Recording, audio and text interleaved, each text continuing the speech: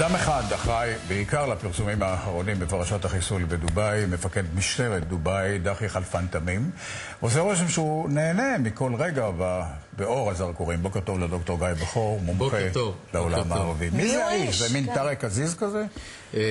דובאי הפכה להיות מדינה שמופעלת באופן אוטומטי. זו אחת המדינות היחידות. הם כל כך עשירים, אמנם הסתבכו בחובות, כל כך עשירים, שכל המדינה מנוהלת באופן אוטומטי. בנושא של אקולוגיה, דברים שלא יאומנו, בנושא של מצלמות שנמצאות בכל מקום. אני מעריך שמי שעשה את החיסול הזה ידע את כל הדברים הללו, אבל זה הרבה יותר מאשר לונדון, שהיא בנושא של מצלמות מכוסה, וזאת גם הזדמנות להראות לעולם, דובאי, מי הם בדיוק, מה הם יכולים, אבל הם מאוד מוטרדים מהעובדה שבוצע חיסול אצלם, כי הם אמורים להיות מדינה אוטומטית.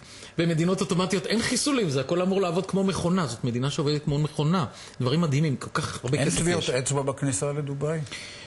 טביעות אצבע לא צריכות להיות, אני לא חושב שצריכות להיות טביעות אצבע, אבל כל אחד מצולם, ומה שהם עשו, א', הם הראו את העוצמה שלהם מבחינת המודיעין, ב', הם מנסים לומר, תבצעו את החיסולים שלכם בכל מקום בעולם, אבל לא אצלנו. כל דבר שמדינה נורמלית הייתה עושה. ולכן, שימו לב שהם לא מזכירים את ישראל בכלל פה. דובאי היא היום...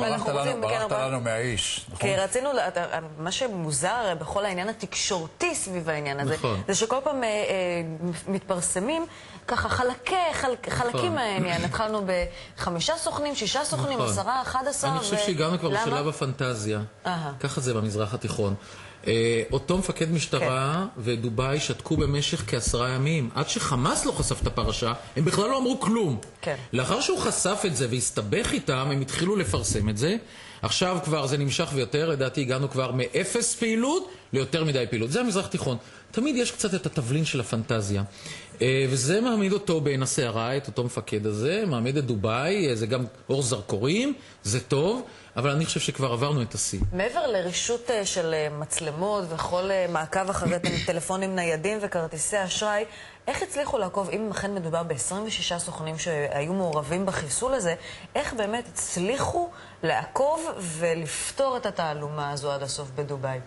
קודם כל, הם לא עקבו ולא עשו שום דבר. אם הם היו רוצים... המצלמות, אתה אומר, הקליטו כל הזמן, לא חשוב מה, ואחרי זה הם אספו את ההקלטות. אבל הם היו יכולים גם למנוע את המבצע הזה, ולעצור את הסוכנים, והם לא עשו את כל הדברים הללו. הם לא ידעו שאלה סוכנים, כשהסוכנים האלה הסתובבו שם. תשמע, אני לא חושב שהיה להם אינטרס לעצור את המבצע.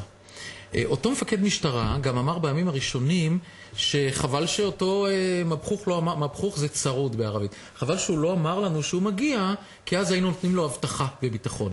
תרגום לעברית, אם היינו יודעים שהוא מגיע, היינו מכניסים אותו ישר לכלא ברמה המינימלית. זאת אומרת, אתה כבר רואה את המתח שלהם מול חמאס. למרות שזו לא הפעם הראשונה שהוא היה בדובאי. כן, אבל תראי, הם היו יכולים לעשות הרבה יותר מזה והם לא עשו. מה שהם עושים עכשיו, הם בעצם מנקים את עצמם, שלא ישימו את עצמם שהם השטאפים של ישראל, אבל הם לא עצרו את המבצע, הם לא עשו יותר מהמינימום שאפשר.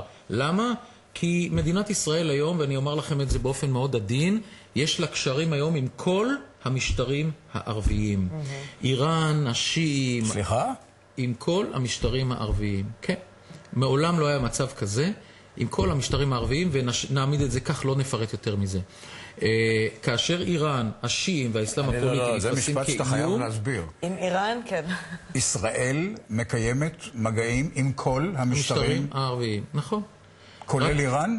איראן היא לא משטר ערבי, זה מדינה לא ערבית, זה מדינה מזרח תיכונית, היא לא ערבית. אני אמרתי ערבים. רק אתן לך דוגמה קטנה, בשנת 2008 התפרסם שישראל מוכרת נשק ללוב, לקדאפי.